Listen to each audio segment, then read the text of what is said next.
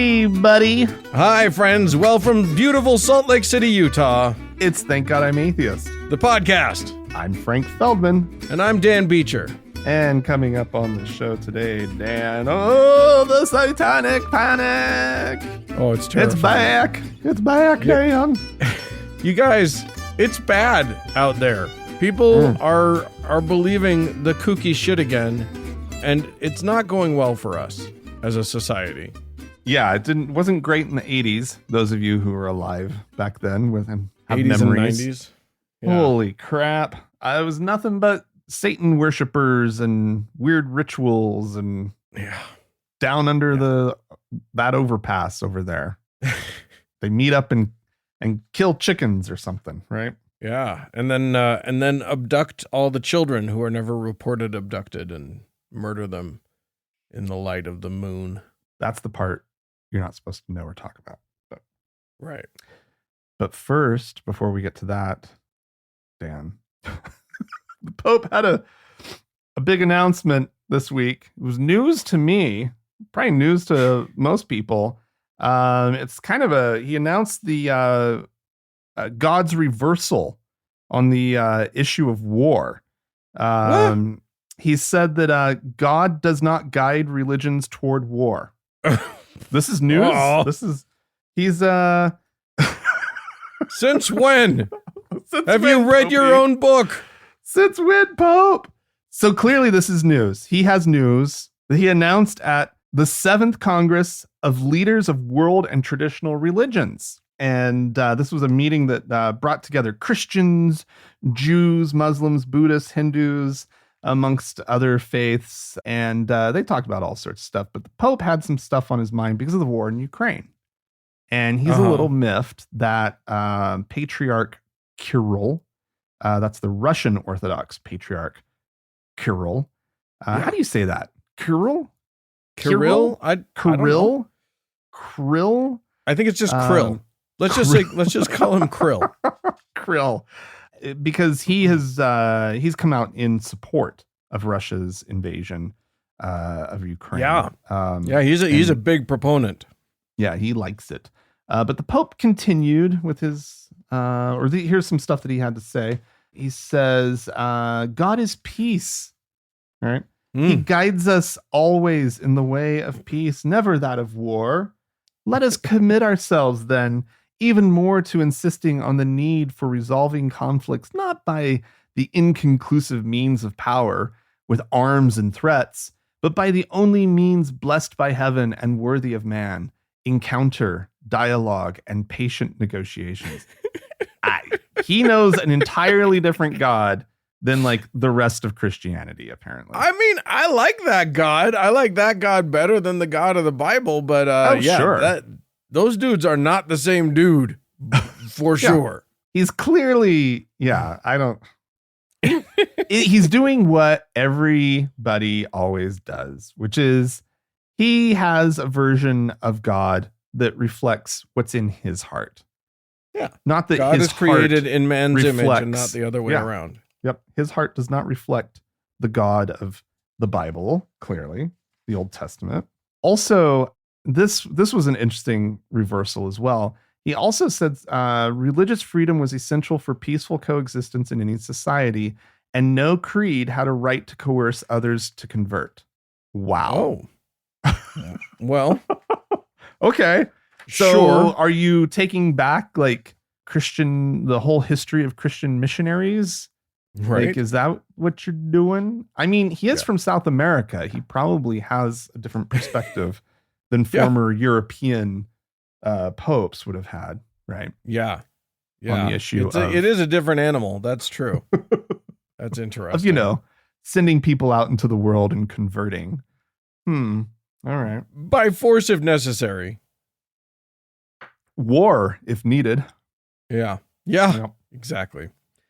All right. Well, I'm going to stay here stateside where Yeshiva University, which is a Jewish institution in New York, they have been distraught by the decision by some of their students to form an LGBTQ student club. Oh, There on that campus. is distressing. Yeah. Yeah, it's terrible. And here's the thing: they went to court. They've been fighting things out. The state court has said you got to allow it. Mm. They went to they petitioned the Supreme Court to do an injunction to say, hey, let us not allow these gay kids to feel like they're welcome here. Right. And here's what's weird. Initially, the Supreme Court said, yes, we will enjoin you can continue to hate gays as you like until things finish up. That is your right. With the We're process. not going to get in the way of your right to hate people. Hate gays. Right? That is your God-given right. But strangely, that initial decision was trumpeted by Sotomayor. I don't know what happened. Whoa. And then even more strangely, they reversed it. What? So now, what they've decided is that Yeshiva must now recognize the club, at least until things, as sort of things advance through the court system. Whoa. So that's a little weird. That is weird. The new vote was 5-4, and involved the people you'd expect, which is Ketanji Brown Jackson, Elena Kagan, Sotomayor, but also included John Roberts and Brett Kavanaugh. Or no, not Sotomayor. It was Ketanji Brown Jackson, Elena Kagan, Brett Kavanaugh, John Roberts, yes, and Sotomayor. Okay. Yeah, I was like, how are we getting but there was a dissent, a just scathing dissent by Alito, joined by Thomas and Gorsuch. Oh, and Amy Coney Barrett, of course. What? That was like, how dare you? Basically saying that, I'll just quote them. As a last resort, Yeshiva turned to this court, but the majority, for no good reason, sends the university back to the state courts. The upshot is that Yeshiva is almost certain to be compelled for at least some period of time, and perhaps a lengthy spell, to instruct its students in accordance with what it regards as an incorrect interpretation of Torah and Jewish law. Oh no! Oh, wow. Well, it is interesting. Like, I'm completely confused by this. Like, this is Me too. Like, I don't know what.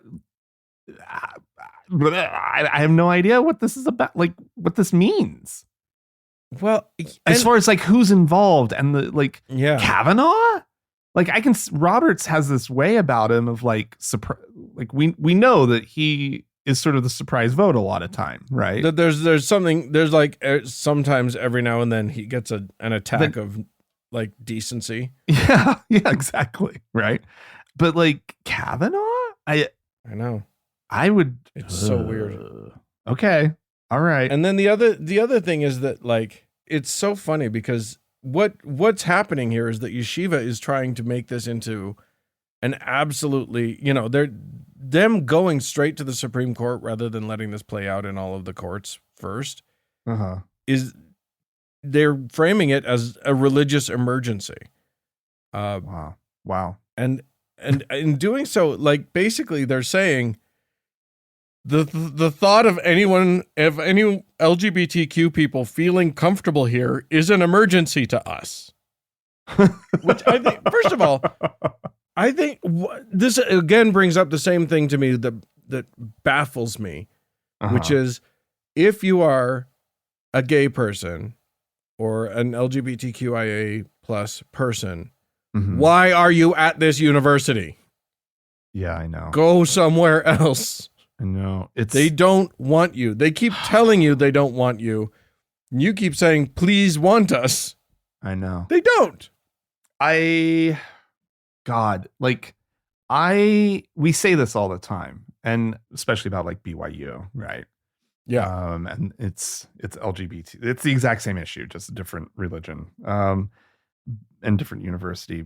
But I hesitate just to like project my own like, oh, you shouldn't go there. Like they have something going on in their head as to like why they want to be there.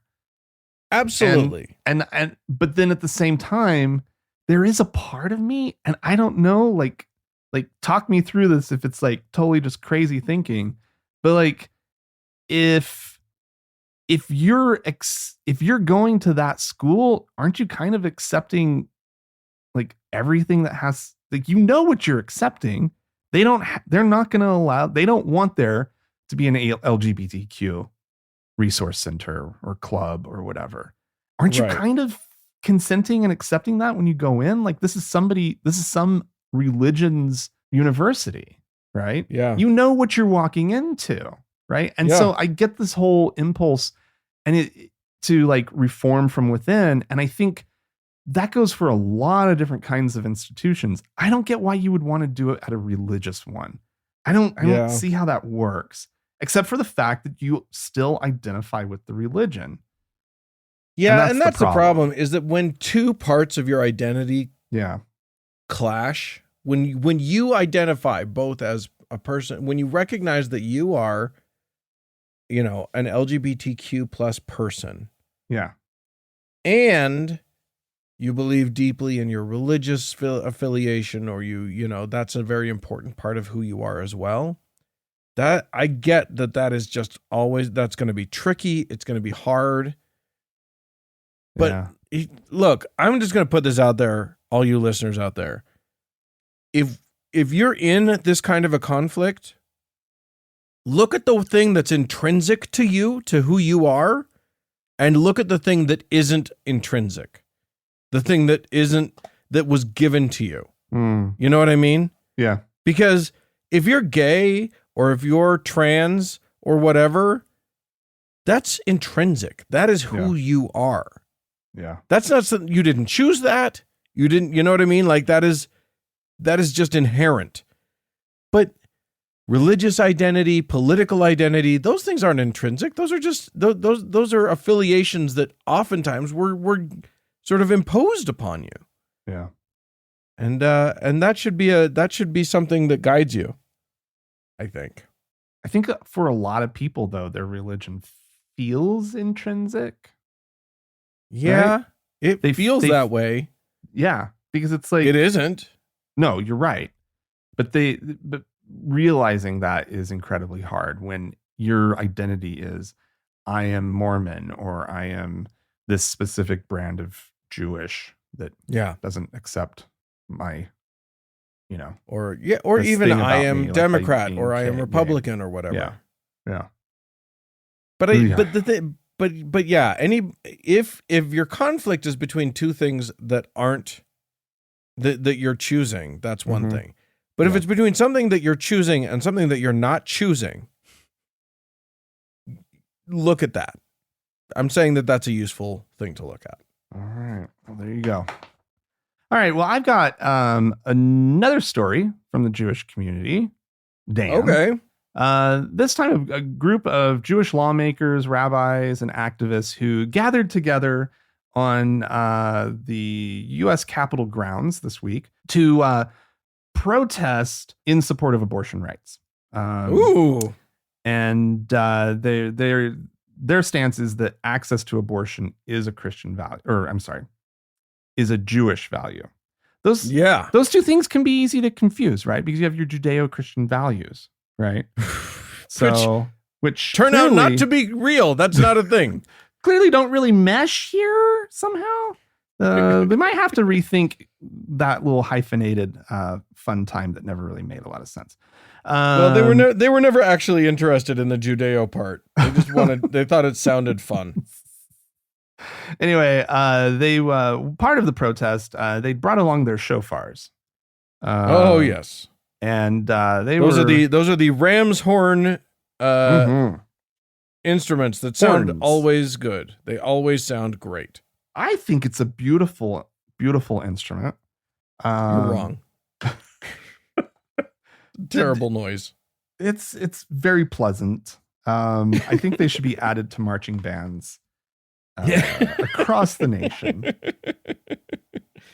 No, so they're calling these show tests. Oh, like protest. I was like, like you're being tested on how good you blow the shofar? Show tests. As in protest. I get it. Okay. And they've been organized these apparently it's a week or two of demonstrations across the country that have been organized by the National Council of Jewish Women, and they're pushing this stance. And I don't know how this wasn't something that they were saying before Dobbs, right? This should have been an argument for a long time, that not all religions did say it a little bit. Yeah, they did say it a little bit, maybe a little, but not to this not degree. Enough, and not in ways where it's like, oh wait, the Jewish faith doesn't have a problem with abortion because they believe that human life begins when you take your first breath, or something along those lines, right? And Islam, oddly, surprisingly, right, they're kind of okay with abortion, right? Yeah, at least a lot better than Christians. And it's like, okay, this should have been a major part of the argument, I think, from the beginning. From the beginning, because it's always been about, it's been this religious argument against abortion, and it's just, and because Christianity just sort of holds, that position in the United States, and all, like, if Christians say something, then it's religion, right, that has said it. And they should have been standing up, and they should have been like, no, actually, like, we have a religious argument for access to abortion, right? Well, maybe they were trying to say it, but they didn't get any attention because they weren't blowing stupid sheep horns. The shofar is this is why I'm saying it's a really important instrument. It's a very it gets what a attention grand thing. It's like a vuvuzela. It's basically the same annoying sound. Yeah, but Christians use them too, which I love. Right. Oh yeah. Dingbat Christians like to get their and apparently they love them. A lot of Jews are really bothered by that. They're like, maybe don't take our shofar, and that's really our thing to support your. It's kind of our thing, you guys. Listen, so I'm going to piggyback off of your story. I'm going to change my stories around a little bit because I'm going to tell the story of Indiana, which has now passed one of the most restrictive abortion bans in the country. Okay. And it's being sued by the ACLU to stop this ban from being put into place. Okay. And the clients of the ACLU that they're representing are Jewish, and they're making this exact case, which is This is literally, so they say, quote, the ban on abortion will substantially burden the exercise of religion by many Hoosiers, that's a resident of Indiana, who under the new law would be prevented from obtaining abortions in conflict with their sincere religious beliefs. So, I mean, what we're teeing up here is the moment, and be ready for it, because this is exactly what's going to happen. So please nobody get your hopes up on this. What is going to happen is this will go to the Supreme Court, and the Supreme Court will make it then clear that, once again, as they have made clear innumerable times already, when they say religious freedom, they only mean Christianity. Yeah. So watch as they find ways to bend over backwards to make sure that that what they do is protects Christianity and no other belief system. They'll probably say Judy- something along the lines of that it's not a religious practice. It's just something that's allowed by the religion, right? Yeah, well, By the- there's an answer to that, which is that they say, according to the lawsuit, they say that Jewish law stresses the necessity of protecting the life and physical and mental health of the mother prior to birth. And if carrying a baby to term and then, giving birth to that baby would endanger the physical or the mental health of that mother, then it is literally, then it goes against Jewish belief. Now, you're right. I don't think that they're going to buy that argument. Yeah, that doesn't square with Christian belief, though. Right, exactly. So obviously we can just throw that right out the window because Christian is the only belief that's worth anything. It's where the Satanic Temple actually has, I don't know, maybe they had the foresight to actually make abortion a sacrament, right? Yeah. Isn't that's how they've sort of phrased it, right? I mean, yeah, but nobody listens to them for real. No, I know. But if they ever got involved in one of these, and I know the Supreme Court would probably not go near that case, or they would just be like, you're not a real religion. Bye-bye. All right. Yeah. Well, all of this, the problem with too many Christians, Dan. That's how I see it. And according to Pew Research Center and a report that came out this week, they have some projections. They've been looking into the future. They got their crystal ball going. Yeah. We can trust these numbers. They've laid out a course that we will now follow. Apparently, according to their estimates, by the year 2070, fewer than half of Americans will be Christian. Not fast enough.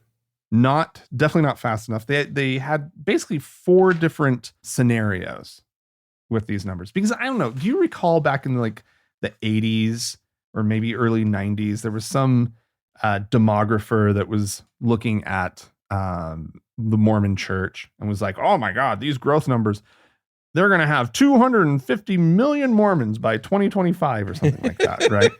Which of course they're still like lagging in the teens of millions. If that really.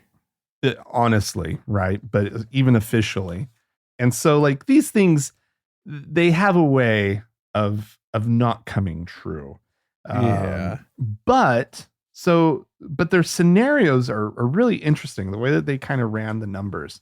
For example, one of them, let's see. So currently about a third of Christians leave Christianity before they turn 30, right? This is one of the scenarios. And 21% of nuns, that's the non-affiliated folk that include atheists, agnostics, non-believers, and just generally, I don't belong to a church types. 21% of nuns become Christians as young adults, right? So if those switching rates remain stable, Christians would make up 46% of the population by 2070, while nuns would make up 41% of the population, right? So that's one scenario. Sure.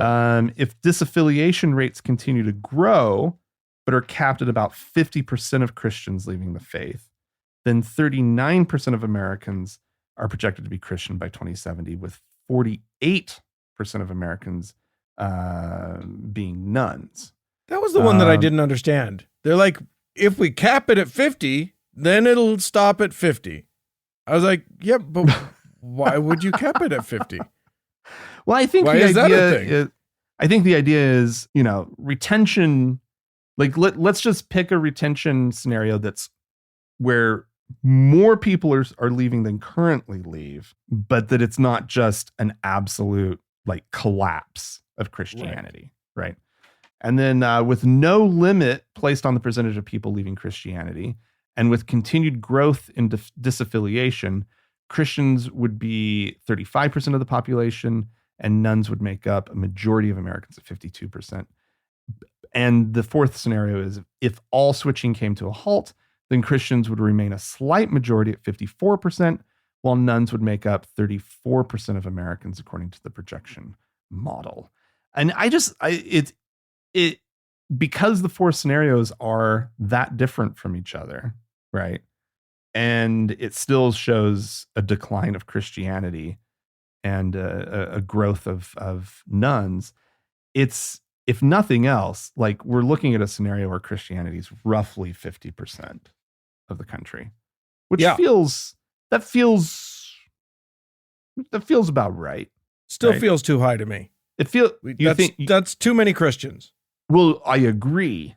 I agree that it is too many. I feel like there's a trustworthiness to it. Although it could also be just collapse, right? Yeah, I think that's one thing that they were unwilling to even consider. And I think that's funny because they just assume, no, this trend can't really continue. And I think, you know what? We're in an unprecedented time with people actually able to affiliate with other people who don't believe in ways that was never possible before. Mm-hmm. We've got people who are, the internet has changed a lot of things, a lot for the worse. But one of the things that it's done is allowed people like you and me to sort of put out some voice just so that other people know they're not alone as atheists. Right. Exactly. And maybe every now and then a Christian person might get curious and listen to our show and think, oh, they're decently reasonable humans. Maybe I'll look a little deeper. So and then there's the other ones who leave us 1 star. Yeah, that's true. You leave us a nice 5-star review, everybody, so that you can counteract all of the Christians who don't even listen to us, and then just leave a 1-star review because we have the word atheist in our title. Yeah. But I think that it really could collapse in a way that they just cannot possibly see coming. Like, that's a possibility. I'm not saying it'll happen. It's not a prediction of mine, but it seems more possible than they're giving it credit for. Here's where I think they lose more people, maybe not in a full collapse, but more people than they're sort of projecting here, which is Christianity. And we're already seeing this. It's getting ugly, right? Yeah. And at the end of the day, people don't like affiliating with that kind of energy. Like you're just kind of, it's the whole Oprah thing, right? Like you sort of attract the energy that you put out into the world, right? I don't know if that's Oprah, but whatnot. But it feels very Oprah. It feels it smacks of Oprah, right? So it's like if they're just over there being ugly and hateful and spiteful and all just the nasties that we know that Christians are so easily do, right? And become. Yeah. I don't think they're accounting for that.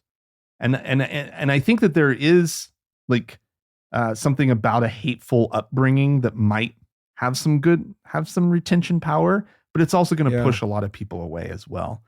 And they're not going to have people converting, right? Not in any kind of serious number, because it's just going to be gross. There's going to be nice people over here who don't bug you about God because they don't really care. Or there's these nasty folk over here. It's all they can talk about. They just spew venom at the world.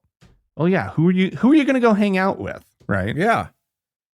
As I was looking for audio for today's show, I rejected like 3 clips of hate pastors, all just gleefully using the F slur for gay people. Oh, Jesus. Just one of them, it was literally the topic of what he was talking about. Like, yeah, you should use the biblical terms, but it just doesn't have the hate. I just need more hate in my words about them. So, and I'm gonna use this slur. And that attitude is only going to get worse as the moderates continue to leave that Christianity behind. What's left is just going to be the hateful shit, and it's going to sit there and it's going to fester and it's going to get worse, and it's going to get scary, right? I mean, it's already scary, but hopefully it continues to get smaller. So, agreed, and less impactful in our society until they just decide to try to blow everything up. Yeah. Speaking of Christians blowing everything up, I'm closing us out with the leader, the former leader, I guess he's still the leader of the La Luz del Mundo Church, the Light of the World, Nason Joaquin Garcia, who was fairly recently convicted of criminal charges, or rather, he got a plea deal. He pled guilty to criminal charges, including a bunch of toned down stuff, because obviously it was a plea deal, which is really upsetting because a bunch of the things that he was accused of he didn't get convicted for. So he pled guilty to 2 counts of forcible oral copulation. That's called rape, involving minors. Oh, God. And 1 count of a lewd act upon a child who was 15. But they dropped allegations of raping children and women, as well as human trafficking, to produce child pornography. Oh, my God. So he's a real peach of a guy. And that was the criminal case. Now, 5 women who were identified in the criminal case as Jane Does are also identified as Jane Does in the civil lawsuit that has been filed, which names not only him, but a bunch of people that also were party to all of this, including someone named Alondra Ocampo, Susana Medina Oaxaca, and Azalea Rangel, all of whom allegedly groomed the women, these children. They're now women, but these children to be abused by Garcia. His wife is also named because the attorneys claim that she knew of the abuse, and his kids. Jesus Christ. And the whole thing is that, like, this is what we see, you know, if you watched the documentary or listened or, you know, did any research on the NXIVM guy. Oh, yeah. When you start a cultish sort of thing, also Mormonism started this way.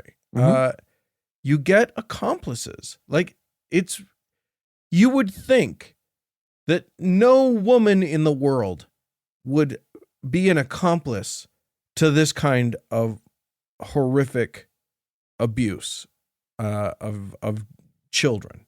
Yeah. But no, that's not true. Once you get religion involved, once you get belief involved, because here's the thing, this guy was set up to be the all-powerful guy. He claimed that anything that came out of his mouth was directly from God. And he claimed that basically if you said no to him, you were saying no to God, and there would be eternal consequences and blah, blah, blah. All of that stuff, which it's very easy to say that's bullshit. But when you're in the middle of it, when it's something, you know, and when thousands of other people around you are telling you that it's important and that it's amazing and that it's that, you know, this guy's the most amazing thing that's ever happened and blah, blah, blah. And you're a kid, especially. But, you know, the shocking thing for me is these women who were grooming these kids for him. Yeah, it's just so hard. Really, that is really such sick. A tough pill to swallow. And I mean, you mentioned NXIVM. That was the same thing, though. Same thing. It was it was a little different, but it was the same thing. It was female accomplices. That's so bizarre.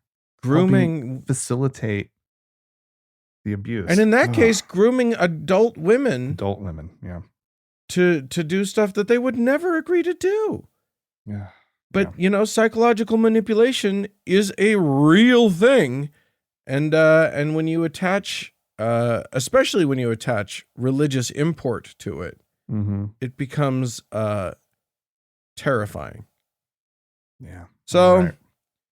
He is that lawsuit has been filed. He's in jail, thank God. Not for as long as he should be, but he's in jail, or in prison rather. And hopefully now his church will have to pay these victims a lot of money. All right. Well, we'll see. We will see. And if you, friend at home, have anything you'd like to say about this or any of our stories, please feel free to write into us, podcast at thankgodimatheist.com. Or call and leave us a voicemail message. The telephone number is 424-666-8442. Stick around. There's more show coming up.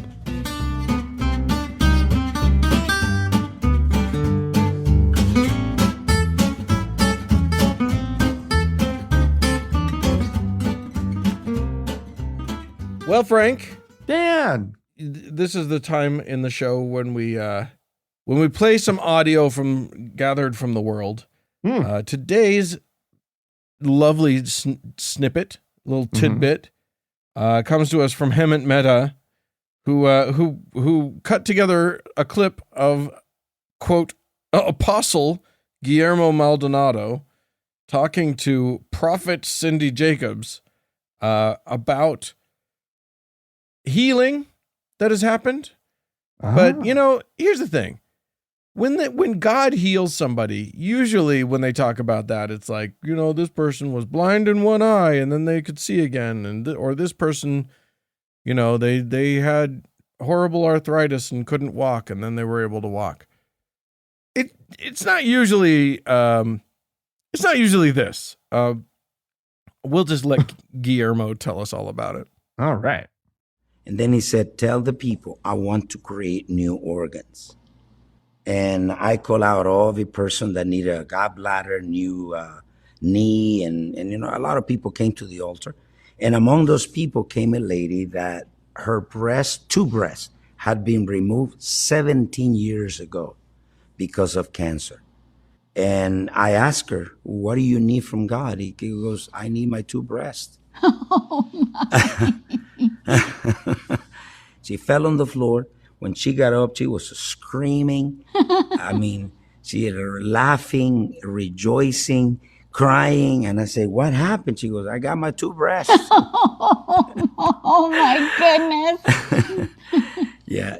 The Lord showed me that he already assigned angels to bring those new organs for the people to receive it. And I always tell the people, make sure you receive it, because otherwise that angel is going to take that organ back to heaven. Oh, yeah. And I've seen it before, one breast, but not two breasts. There was somebody that had an accident and they cut off one of his legs. And, he said he was watching and that suddenly he felt the presence coming out of the TV. And then he said, I believe my leg is going to grow back. And then he said, suddenly the presence fell. And then he said he felt his leg grew back. Oh, wow. And I think I remember a video where a finger grew, didn't it? Yeah, fingers. I've seen hair grew back. Fingers grew back. I've seen internal organs like bladders, like... all kinds of hearts, new hearts. So we've been seeing all kinds of that kind of miracles. So do you throw up your old heart and then right? You poop it out. New one, just you get a new one real quick. Ta-da! I love the thought of these angels flying around with organs and then the person doesn't receive it and they're like, shrug. All right, I guess I'll just fly it back to heaven. Just chuck it in, dude. The person doesn't have to, you're trying to do something really nice for somebody. They need a new kidney. You've got the kidney in hand, but they don't go, oh, hamana, I received this kidney. So, fuck them. I'm taking the kidney back. Or finger or hair. Their hair grows back. This is something that we keep medical records in this country. Show us. I know. Yeah. Show us the records. Yep. That leg was amputated. It didn't just go missing one day. Maybe your finger went missing, right? I could maybe accept that. You were cutting wood. Yeah, whatever. and you just kind of, put a Band-Aid on it and hope for the best. I could see that, right? But a leg? No. Yeah. There's a doctor who's got record of it, so we're gonna notice. Mhm. We're gonna notice if somebody grows back a leg. Even like Or the your tabloid boobs. newspapers are like, come on, you guys. She gets her boobs back. That is, did you get the sense? I get the sense that literally that's the greatest miracle this guy can imagine is a new set of boobs. He really dug that one. When that one happened, he was like, yeah, All right. look at me. I'm the boob grower. God is good. I'm glad glad he gave me my like hands titties. back. Oh my gosh. Oh my gosh. All right. Well, look, we had some folks write into us. Let's get out of here. Allison wrote into us who says, you guys, something new happened to me today and I needed you to know. I ignored a spam phone call and they left me the voicemail version of a door-to-door Jehovah's Witnesses evangelism visit. Oh, yeah. Okay. It really sounds like a live person as opposed to a recording. This has never happened to me before, and I'm hoping they don't start using phone banks all the time. Maybe phone calls for Jesus are going to be the next extended car warranty. I'm not the type to mess with people, but this could open a whole new world of possibilities for people that enjoy pranking telemarketers. Thanks for all the work you do for the show. Yeah, I don't know. How did they get your number? That's what I want to know. We don't got white pages no more. Yeah. But yeah, if I started getting phone calls from that, she actually sent us the voicemail, which was interesting. I listened to it. It's just some nice old lady. That's the problem with the Jehovah's Witnesses. You don't want to yell at them because it's just some nice old lady. You know what I mean? Yeah. The Mormons, it's like some 18-year-old jerk kid. A little snot-nosed kid. You can yell at him, but yeah. Some nice old lady just there to do her part for Jesus. Yeah. And we can't really you can't hang up. You can't slam the phone down anymore, right? Like the hang up where you're like angry and you're like, don't call me anymore. Slam, right? You can't do that. That was the good call part me of the anymore. 80s and 90s. Push the button. Yeah. Yeah. Anyway. It's not as satisfying. You kids don't know what you're missing out there. Yeah, you got it really good. Like the phone, actually, you could hear the bell inside of it. Like it didn't ring, but it would like ring. It resounded. Really that's the right word. Bam. Hang up on you. Bam. Yeah, take that. All right. Well, Spencer wrote into us. You and I met Spencer out in Portland. Yeah. Okay. Spencer wrote in to say, "Hi, not sure if y'all have talked about this previously, but I'm curious if there's an alternative to swearing to God under oath. If I were to be in that position as an atheist, would it be possible for me to not have to swear to God, or is it not even worth it to ask for an alternative?" And I did choose to answer this because I actually know the answer. Okay. And it happened to me, which is to say that I was called on to give a deposition in a court case, and they wanted to swear me in, and I happened to know that you have the option of affirming rather than swearing, so you don't have to get God involved at all. It did, I will admit, send the court clerk into a bit of a frenzy trying to remember how affirming works. So that's okay. This court clerk was like, she was like, are you ready to be sworn in? And I said, I'd like to affirm rather than swear because I don't swear to God. And the clerk was like, yeah,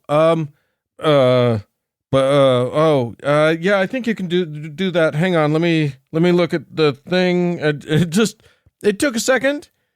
And you don't have to do that. Other people that I know who are atheists have just said, they swear, they say the thing about, do you swear to tell the truth, the whole truth, nothing but the truth, so help you God? And they just say yes. Right. And that's okay too. If you don't want to out yourself in that context, don't worry about it. You're just saying you'll tell the truth. So what do you affirm that what you're about to say is the truth, the whole truth, and nothing but the truth? Yeah. So help you yourself? So help you. No, they just say, do you affirm that you're going to tell the truth? And you say, yeah, I do, which is how it should all be. None of it should be swear to God. Yeah. It's meaningless. Like it doesn't add. They think it adds some sort of extra power to it, but obviously it does not, because plenty of people swear to God and lie. Yeah, exactly. But yes, go ye forth and affirm. Obviously that's just here in these United States. I do not know what the rules are elsewhere. So, tell us what it's like in your country. That'd be interesting. Spread the word. Yeah, that'd be good. And finally, Elle has written to us to say, "Hi guys, you seem to have a ton of emails about the spirituality discussion a few episodes ago. I feel the need to comment against the listener/writer who was pushing the idea that our subconscious is inherently, quote, better than ourselves or virtuous, that the subconscious should be actively accessed and listened to as our spirits. This is an incredibly privileged, personalized, and toxic message. For myself, along with so many others, the subconscious can be a dangerous place due to trauma, societal messaging, chemical imbalances, and more. If I were to give my subconscious as inherently correct, or give into my subconscious as inherently correct, or my better spirit, I would not be alive today. The subconscious messages some of us have are of, you are garbage, you are not worthy, and you should just end all this, are not our faults and should not be put on a pedestal. They need to be acknowledged and addressed / actively ignored when possible." I thought that was a really useful thing to note. Not everybody's brain is nice to them. Yeah. And so we all need to find the messaging that is going to be healthy and kind to us, wherever we can get it. Amen. So, do we have some folks to thank? We do, Dan. We have 3 new patrons over on Patreon. Great. We have 2 new teachers by the name of Tate and Cynical Guy. Yeah. And we have You a damn new cynic. patriarch. Ooh. A new patriarch by the name of Gwen. Amazing. Welcome, Gwen. Tell us our future, Gwen. I know you have fortune telling skills now. That you all of our patrons get new magic powers that are every bit as powerful as the magic powers that were bestowed upon you and me from the Mormon Church, Frank. Oh, Well, yeah. It's good. That is amazing. Congratulations on all of that. And all they had to do to get those magic powers was choose to give us their money. And I think that is a grand and noble thing. We won't claim, as the Joel Osteens of the world do, that it will be given back to you tenfold, because it won't. How about twofold? Oh, sure, like a 2.5. I feel like you can get up to a 3% return on investment. Oh, wow. Or as low as 0. More likely. But you'll get a return on investment by feeling that good feeling of knowing that you're supporting us and helping us get through, because we are listener supported only. You'll notice we don't run any ads right now. We are it's all you. So get your magic powers. To do so, go to thankgodimatheist.com, click on the support us. You choose the level at which you want to support us or can, and we love you for it. And as always, Dan, we have our top donor to thank, our Lord and Savior, Devas. Stick around, everyone. There's more show coming up.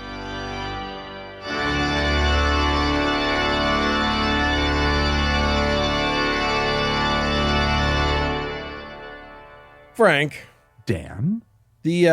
Listen, the rise of QAnon and the extreme right in not only these United States, but all over the world. It's happening a lot right now. It's been alarming. And one of the things that it has done is dragged in with it an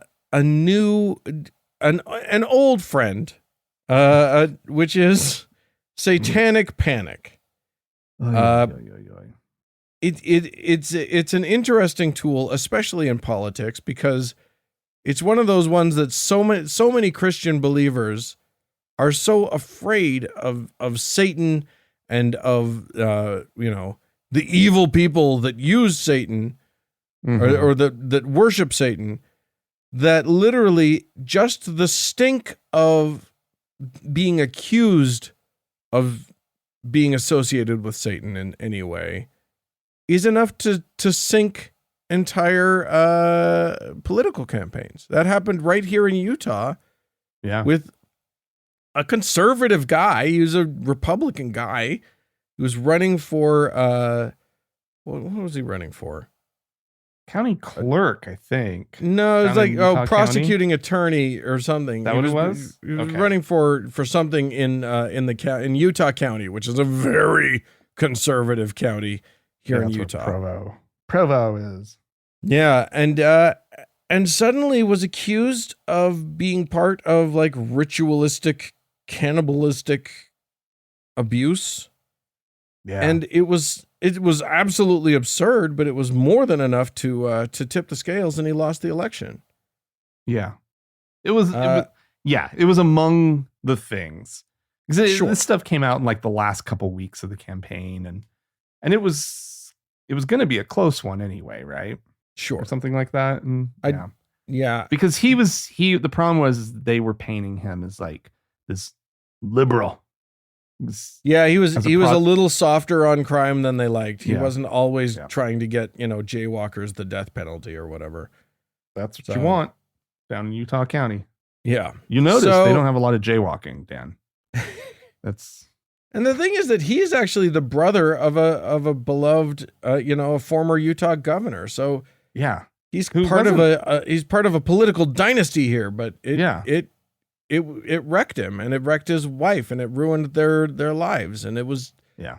And the thing is, for those of you who don't remember, the Satanic Panic back in the 80s and 90s was based on nothing. It was based on a bunch of people whipping up fears, and then was perpetuated by very bad information gathering from children that ended up like leading kids to, it was mostly well-meaning police and therapists and whatever leading kids to eventually accuse their, their daycare person or, a teacher or whatever of the most heinous, horrific things Yeah. that weren't true. But there was this push to just believe children, believe them, whatever they say. And then there was this push to get them to talk about the satanic ritual abuse that they had encountered. And a bunch of people went to jail because of this that were totally innocent. A bunch of completely innocent people went to prison for decades. Mm-hmm. Yeah. Because of nothing. Because people were so desperately afraid of Satan. Yeah. So, here's the thing. Even Satan worshipers don't worship Satan. The first thing is that, the Satanic Temple, they're atheist. Most Satanists are atheists. They don't actually believe in an impersonated Satan, a devil that's an actual thing. And there's definitely ritualistic satanic abuse of children. Not a real problem. This is not a real thing. There are a lot of people who, there are satanic rituals. There are people who, have sex on an altar or whatever. Yeah. But what's very real and what we should all be really concerned about is Christian fear. Yeah, because I mean, we kind of talked about it a little bit earlier, right? With the shifting demographics, and as they continue to get smaller as a group, we're going to see their fear is going to get more ugly.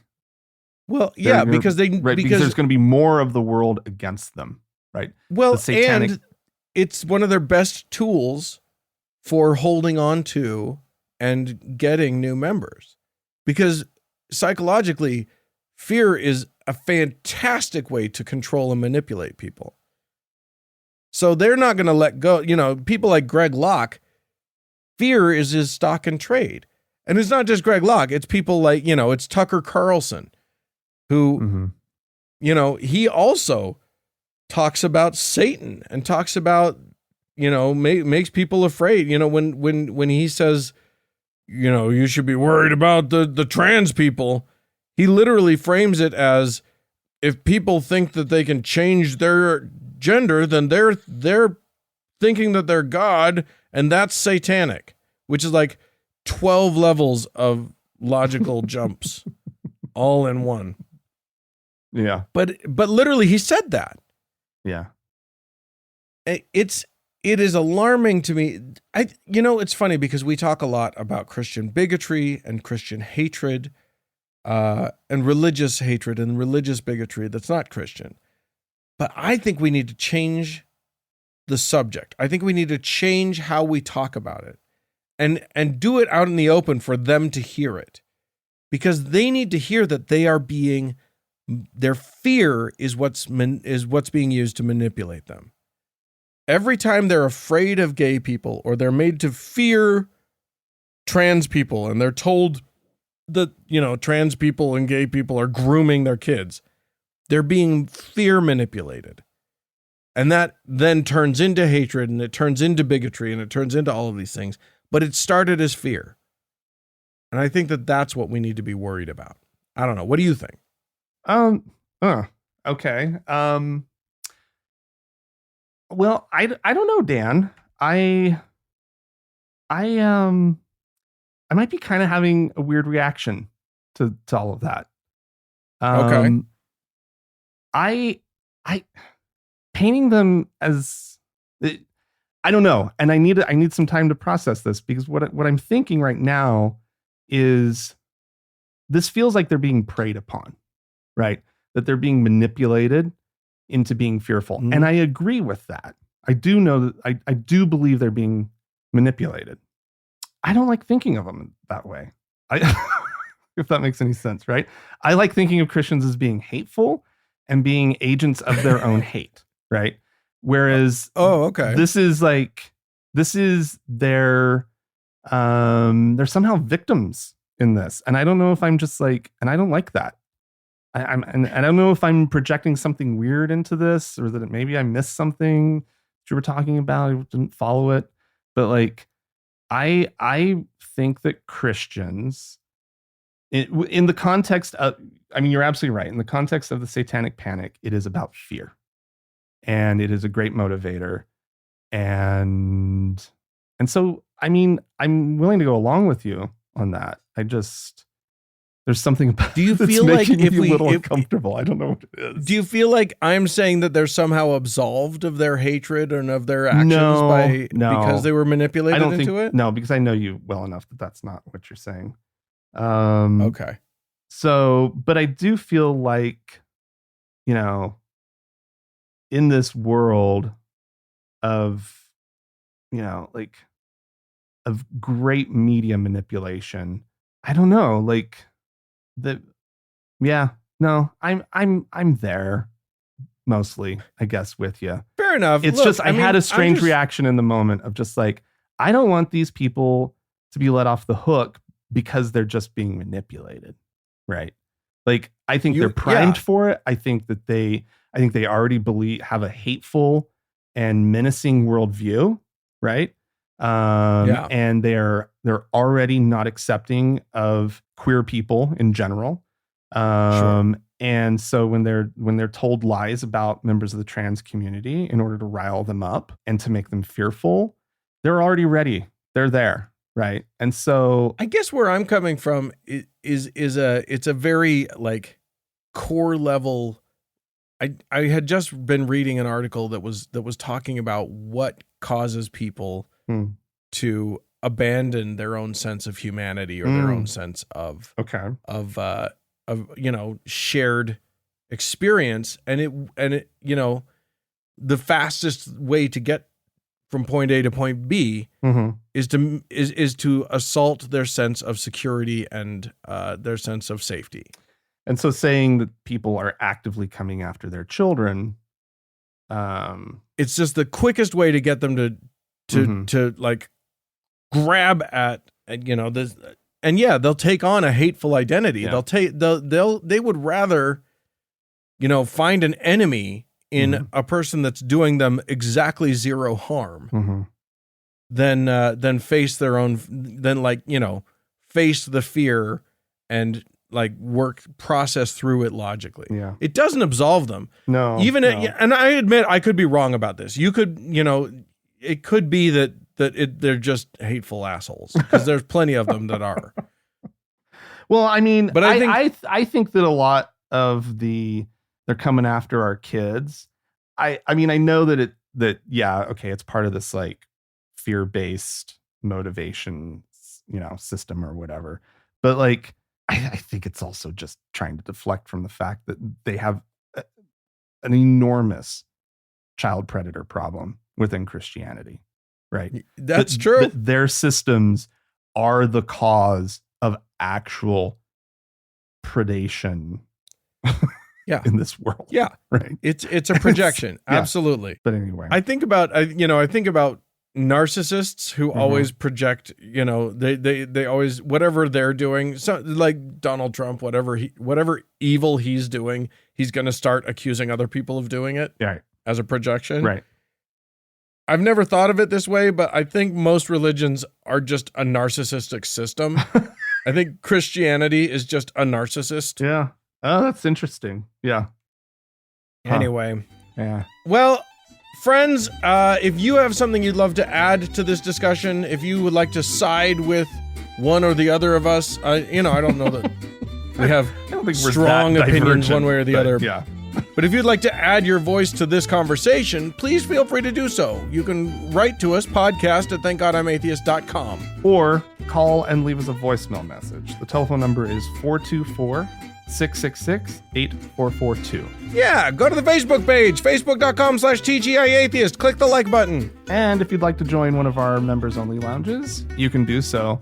Go to our website, thankgodimatheist.com/members-only. Yeah, thanks so much to the Red Rock Hot Club for the use of their fine music. And thanks to Gordon Johnston for the use of his music. And thanks to all of you for tuning in. We sure are appreciative. Thanks so much. Bye-bye.